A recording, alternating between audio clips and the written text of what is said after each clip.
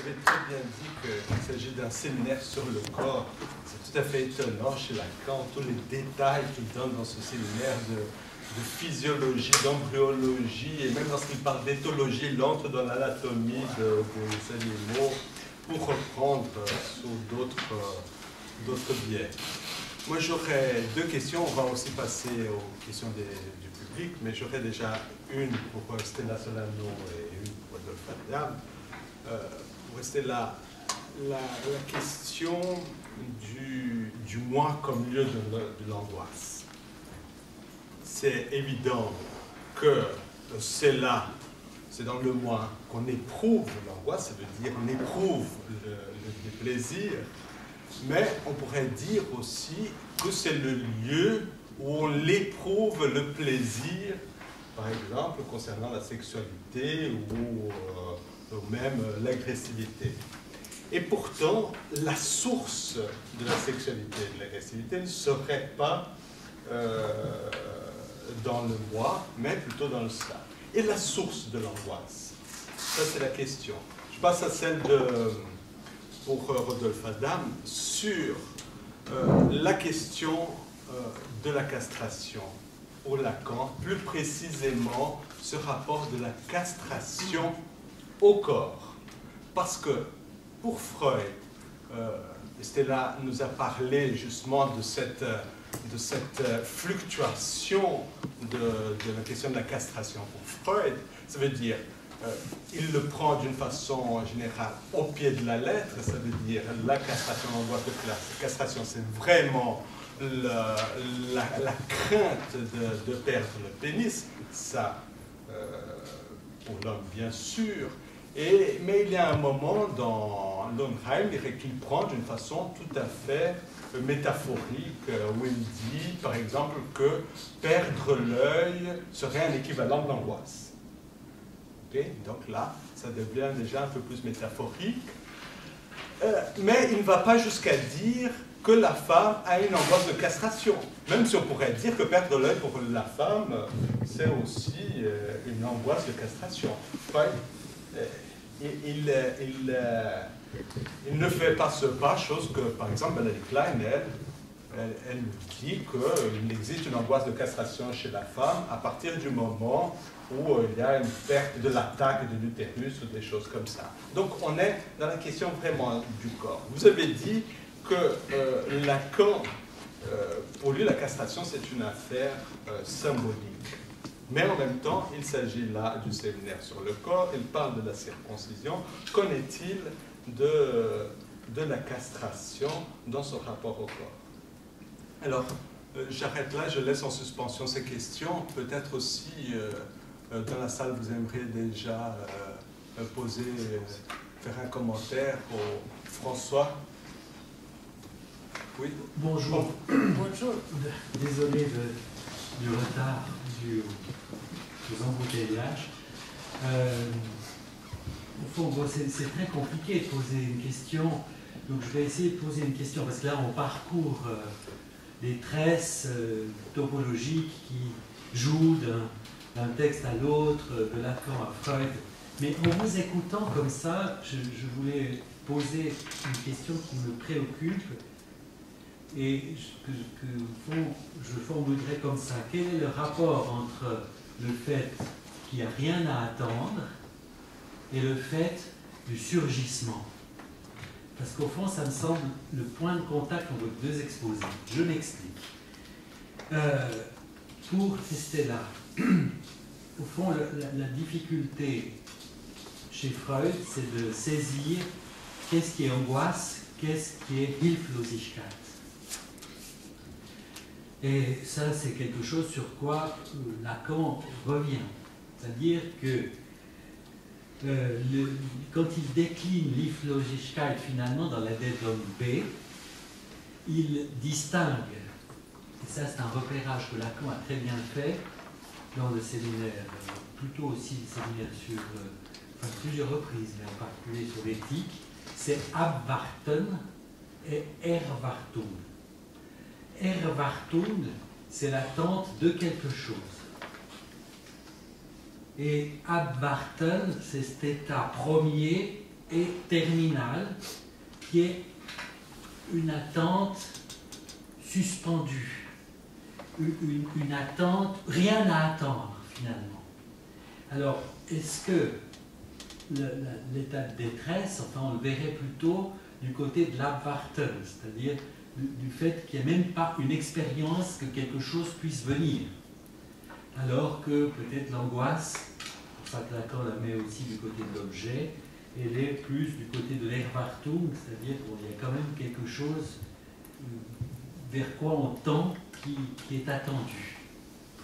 Alors, d'ailleurs Lacan, je crois que c'est dans le séminaire sur l'éthique, dit qu'à la fin de l'analyse, on est dans un état de détresse Abwarten et non pas Erwartung, où il n'y a plus rien à attendre de personne. Donc, rien à attendre. Donc ça, peut-être qu'on pourrait développer cette question. Alors, l'autre côté de l'exposé, évidemment, du côté du séminaire l'angoisse, c'est Lacan, c'est l'angoisse du côté du surgissement.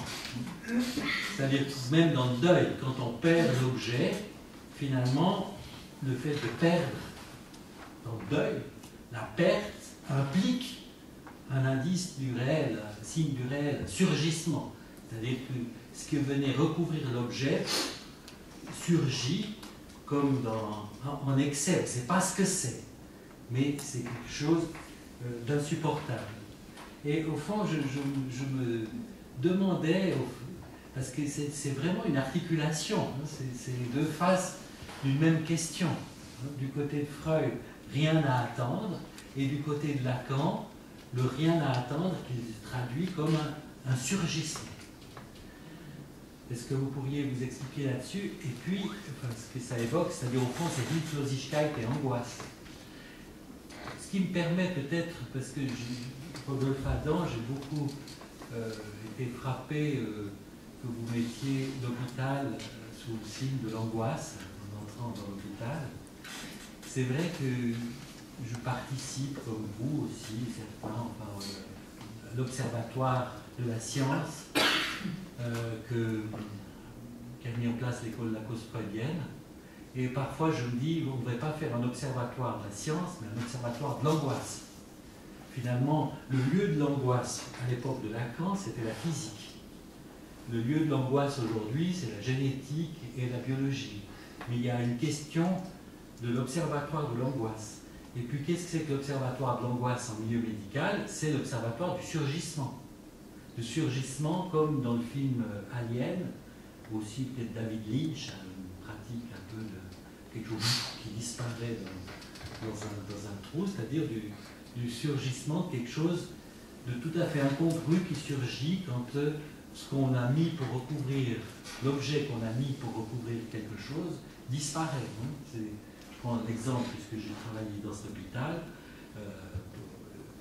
Quelqu'un que certains connaissent m'a convoqué pour discuter du fait que quand on fait un prélèvement d'organes, il convoquait chez un sujet considéré cliniquement comme mort l'anesthésiste. Pas l'anesthésiste pour maintenir l'organe perfusé, mais l'anesthésiste pour faire une analgésie. Comme si la définition même de la mort par le médecin était impossible pour lui de la supporter. C'est-à-dire qu'on pourrait, c'est juste une petite note, enfin, je trouve excellent votre remarque, faire un catalogue enfin, du surgissement de l'angoisse et au fond de la réponse possible, de la place de la psychanalyse, non pas un observatoire de la science, mais un observatoire de l'angoisse. Je vous laisse prendre note parce qu'il y a encore une non, question. Je pense qu'il faut répondre parce qu'autrement après je ne saurais pas ce qu'on m'a demandé. Alors, je vous laisse déjà répondre. Alors par rapport à votre question, au fond il y a le ça comme étant le lieu de pulsion que nous pouvons lier dans le moi et le ça. Et le moi, c'est une partie du ça qui a été modifiée sous l'influence directe du monde extérieur. Et le moi garde pour Freud une certaine continuité avec le ça. parce qu'il n'est qu'une différenciation superficielle du ça. Et c'est le moi qui fait valoir le principe de réalité. Bon. Mais l'importance, c'est précisément comment Freud conçoit le moi dans le texte le moi et le ça. Ça, c'est par rapport à votre question que je le rappelle, parce qu'il donne une définition très précise. Il dit le moi est avant tout un moi corporel. C'est-à-dire que le corps propre est une surface, et c'est cette surface du corps laquelle correspond à la topique du moi. Et donc, c'est dans le corps qui surgit le signal d'angoisse, dans la mesure où le moi, il est corporel. Et on conçoit de l'ordre pourquoi Lacan donne une si grande importance au corps dans ce séminaire. Vous mettiez l'accent sur le terme de coupure. Il me semble que c'est très important, parce que à partir de cette coupure, Lacan reformule dans ce séminaire, que vous l'avez rappelé, c'est un véritable atelier, il reformule des tas de choses. Si dans le texte Inhibition, symptômes et angoisse, on trouve Freud contre Freud, là on trouve Lacan contre Lacan dans toute son splendeur. Je vous conseille de lire la lettre, le numéro de la cause freudienne 59 et 60, où Jacques-Alain Miller fait la présentation dans son cours de ce séminaire qui venait de paraître. Et là, nous trouvons véritablement les coordonnées du renversement qui s'est produit dans l'enseignement de Lacan à partir de ce séminaire. Pourquoi? Parce que Lacan avait présenté dans le séminaire 4 l'objet à partir du manque d'objet. Et le manque d'objet était conceptualisé à partir de la fonction moins phi. Et cette fonction moins phi, elle provenait, c'était un résultat de la métaphore paternelle. Bon. Et ça comportait déjà chez Lacan, dans le séminaire 4, une reprise de l'Oedipe freudien sous les espèces de la métaphore paternelle. Ici, Lacan va déconstruire tout ça. Pourquoi? Parce que cet objet manque, cet objet du désir en tant qu'objet manquant, c'était précisément fondé sur le principe de l'identité de la loi et du désir. C'est-à-dire que l'objet est désiré parce qu'il est interdit. L'objet dans le séminaire 10, c'est le résultat d'une séparation, d'une perte, d'une coupure sur le corps, et ce n'est pas un objet corrélé à la loi du père. C'est un objet antérieur, précisément, à la possibilité de tout désir. Et à partir de là, Lacan va déconstruire l'Oedipe freudien pour en faire un mythe qui rend compte de la perte de jouissance. Et le père ne sera plus l'agent de la castration. La castration devient, à partir du séminaire 10, une opération réelle introduite par le langage sur le corps en termes de coupure, déterminant un certain nombre de pertes. Des pertes de quoi? De l'objet pulsionnel. Et c'est très intéressant de constater que le dernier chapitre de ce séminaire, qui a été intitulé par Jacques-Alain Miller « Du petit a au nom du Père » au pluriel, c'est précisément ici que s'opère la coupure dans l'enseignement de Lacan, dans la mesure où Lacan renonce au nom du Père unique. Il fait, après le séminaire 10, sa seule unique leçon sur les noms du Père, qu'il interrompra parce qu'il a été exclu à ce moment-là de l'Association psychanalytique internationale. Et quand il reprend cette année le séminaire sous le nom de 4 concepts fondamentaux de la psychanalyse, là, il annonce la couleur en disant que, bon, il reprend les choses visant une mise en cause du désir de Freud comme étant le péché originel de la psychanalyse, désir de Freud qui était absolument dans une accointance à l'amour du père Et c'est dans la visée d'y joindre la psychanalyse de la religion que Lacan fait une opération là extraordinaire de réformulation dans son séminaire. Bon. Pour revenir à la question de François Anselmet,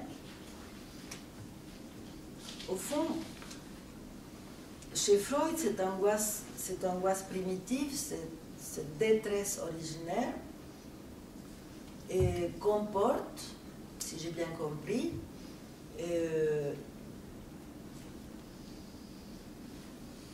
la perte possible de l'objet qui viendrait donner satisfaction, calmer l'enfant. C'est-à-dire que c'est une angoisse corrélée à l'absence de la mère. Avant que l'enfant puisse s'en approprier pour en faire, par exemple, le jeu de la bobine. Parce que déjà, le Forda, c'est une solution trouvée par l'enfant face à cette angoisse de l'absence de la mère qui vient de quitter la chambre.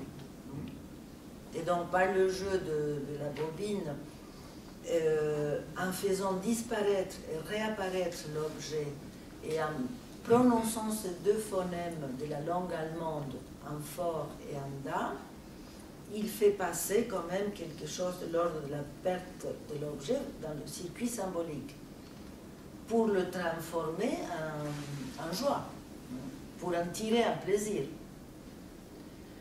Alors, c'est cette absence originaire du temps d'avant la formation du moi, qui est un jeu chez Freud quand il parle de Hilflosigkeit. Alors, le Forda, d'après Lacan, c'est déjà un jeu de rhétorique. Il dit qu'il suffit d'un fort et d'un da pour qu'on soit dans la métaphore, c'est-à-dire qu'on soit dans la rhétorique. Et à partir de ce jeu, l'objet change de statut.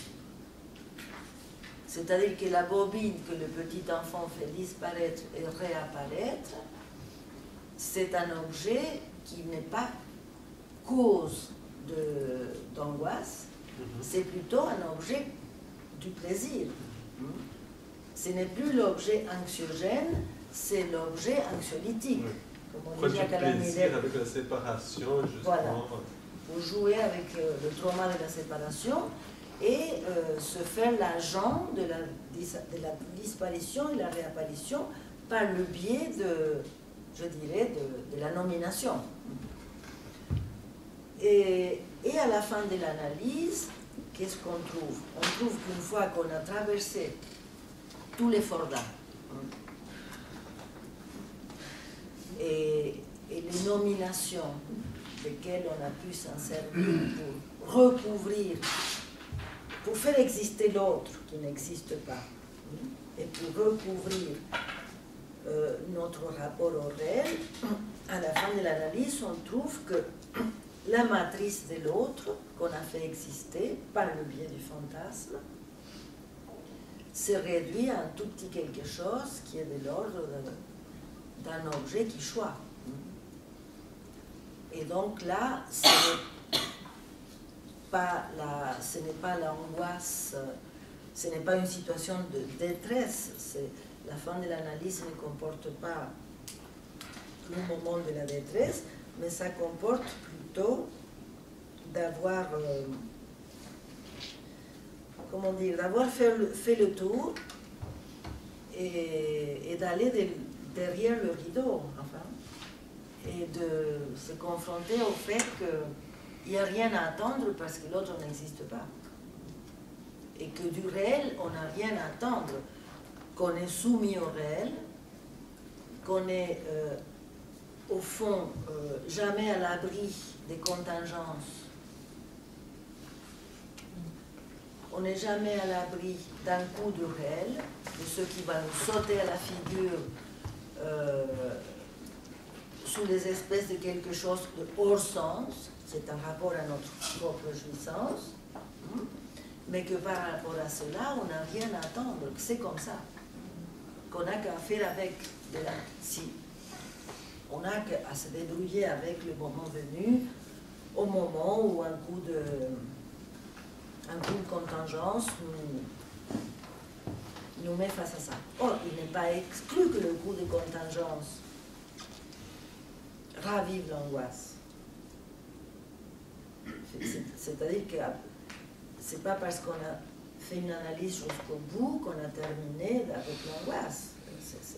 C'est impossible dans la mesure où on ne traverse pas le réel dans une analyse et qu'on est toujours à la merci du réel et par conséquent de l'angoisse.